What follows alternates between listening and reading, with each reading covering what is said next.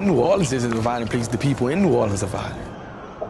Every time you pick up the newspaper and look at the news, 1 hour young kids and got shot. Like my brother, his friends, when they were young, all his friends are dead. It's hard to be here. It's hard to do the things that you do to get up every morning, and you don't know what's going to happen.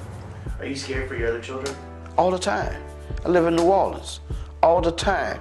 New Orleans is the murder capital of the United States. I was 14 years old when I lost my first friend to a gun. He lost his life over a basketball game.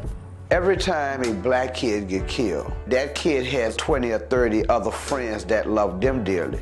You ain't doing nothing but inciting his friends to take and kill you. A couple of my friends decided to retaliate, and they went on their side and they killed a couple of their people, and then they came back, killed a couple of our people, and that happens every day. At this moment, somebody's retaliating on somebody. 1/3 of all murders in the United States are committed by teens. So how much murder can you tolerate as a neighborhood? How much murder could you tolerate as an adult to watch the children have to see this day after day? You know, because people have hope in these guys that get killed on the street. And we couldn't tell them, well, you are somebody, but they felt like they were nobody. And why a lot of young men feel like they're nobody, I can't even tell you why. In New Orleans, 1 out of every 5 teenagers carries a gun to school. How do 13-year-olds get weapons? It's a very good question. Growing up in certain neighborhoods make you feel like you need something to protect yourself. And your fist is not going to protect you these days because you can't punch a bullet. Violence and poverty are absolutely connected. You can't talk about urban violence without talking about poverty. I'm pretty angry with it, as you can tell, because I'm sick and tired of putting 15-year-olds up on a murder board.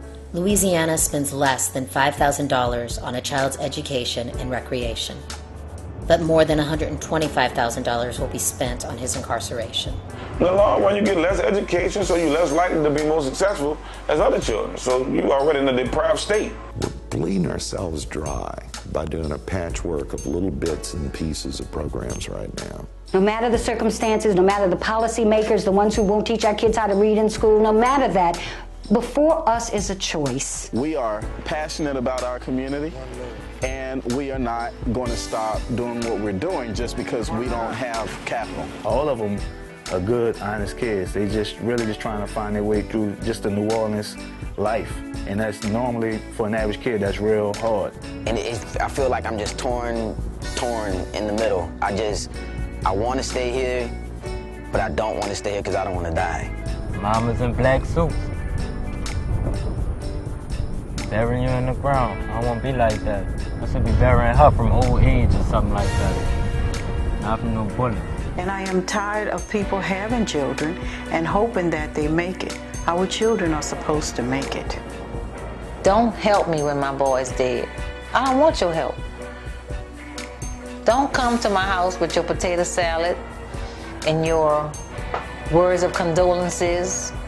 Help me while he is alive. Help me while he's alive. Please help me.